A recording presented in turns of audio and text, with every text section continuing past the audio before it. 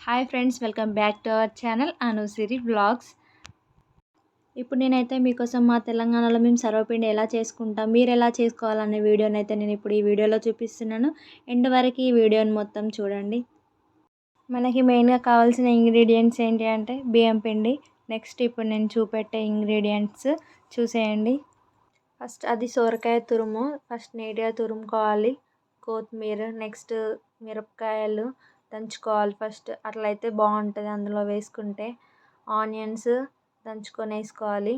తర్వాత నువ్వులు, జీలకర్ర, ఉప్పు అవన్నీ రెడీగా పక్కకు పెట్టుకోవాలి. నెక్స్ట్ బియ్యం పిండిని ఒక బేషన్లో తీసుకొని ఇంతకుముందు నేను చెప్పిన ఇంగ్రీడియంట్స్ అన్నీ మేము అందులో వేసి చేసాము. ఇంకా అందులో పల్లీలు అవి కూడా యాడ్ చేయొచ్చు, కానీ మేము అప్పుడు సమయానికి లేదని మేము యాడ్ చేయలేదు. ఇంకా పల్లీలు అలా వేసుకుంటే కూడా టేస్ట్ ఇంకా చాలా బాగుంటుంది. అన్ని రకాల ఇంగ్రీడియంట్స్ వేసినాక వాటర్ పోసి కలపాలి, మెత్తగా అయ్యేలా కలపాలి. వాటర్ చూసుకొని పోయాలి, కొంచెం ఎక్కువ వస్తే మళ్ళీ మెత్తగా అయిపోతుంది చాలా. సో చూసుకుంటా కలపాలి. మేము ఇందులో సొరకాయ తురుము వేసినాం. సో సొరకాయ వల్ల అందులో నీరు అనేది అదే ఊరుతాయి అన్నట్టు. సో మాకు ఎక్కువ నీరు పడలేదు అన్నట్టు. ఇంకా ఇందులో సొరకాయ కొంతమంది వేసుకొని చేసుకోరు, కానీ వేసుకొని చేసుకుంటే టేస్ట్ మాత్రం సూపర్ ఉంటుంది. అందుకే మేము వేసాము, అందుకే చూపిస్తున్నాం మీకు. చూడండి, చాలా బాగుంటుంది.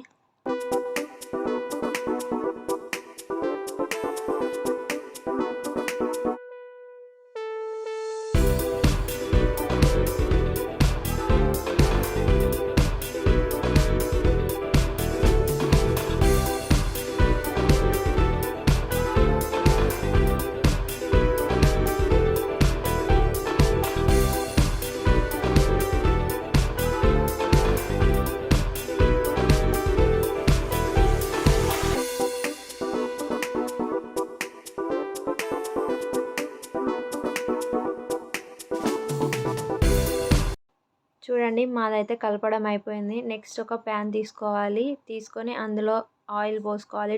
ఇంతకుముందు మనం రెడీగా పెట్టుకున్న బియ్యం పిండి ముద్దని ఒక చేతిలో రౌండ్గా తీసుకోవాలి. చేతిలోకి తీసుకొని ఆ వీడియోలో కనిపించేలా అలా అనుకొని ప్యాన్లో థిక్గా కాకుండా థిన్గా అలా అనాలి. మనం థిక్గా చేసుకున్నాం అనుకో అది టేస్ట్ ఉండదు, మళ్ళీ అది ఉడకదు అన్నట్టు మనం పొయ్యి మీద పెట్టినప్పుడు. సో థిన్గా చేసుకోవాలి. మనం థిన్గా చేసుకుంటే టేస్ట్ అదుర్స్ ఉంటుంది, బాగుంటుంది. ఆ విధంగా చేసుకోవాలి.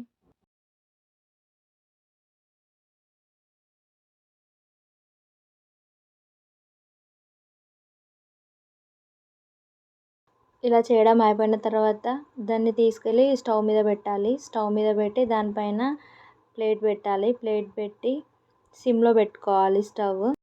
నెక్స్ట్ ఇంకా ఉంది కదా మనం కలిపిన పిండి, మళ్ళీ వేరే ప్యాన్ తీసుకొని అందులో అలానే చేసి మళ్ళీ సేమ్ ప్రాసెస్ చేసి మళ్ళీ పొయ్యి మీద పెట్టుకోవాలి. ఇలా ఎన్ని కడాయిలు అయితే అన్ని కడాయిలలో చేసి పెట్టుకోవాలి. తర్వాత స్టవ్ మీద పెట్టుకోవాలి. మనం ఫస్ట్ స్టవ్ మీద పెట్టుకున్నది అయ్యింది చూడండి. తర్వాత స్టవ్ ఆఫ్ చేసి మనం ఇంకా నెక్స్ట్ వేరే చేసుకున్నాం కదా, అది స్టవ్ మీద పెట్టుకొని దాన్ని కిందికి తీసుకెళ్ళాలి. కింద పెట్టుకొని ఒక స్పూన్తోని ఒక గంటెతోని దాన్ని తీయడానికి ట్రై చేయాలి.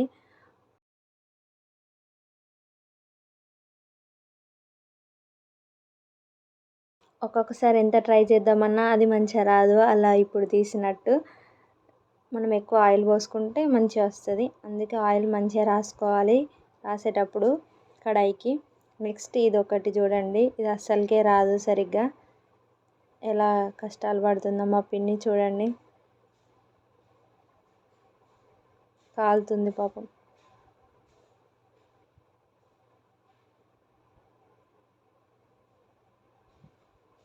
చూడండి ఎలా వచ్చిందో. ఇలానే సేమ్ ప్రాసెస్ కంటిన్యూ చేసాం లాస్ట్ వరకు. వీడియోని మొత్తం చూడండి.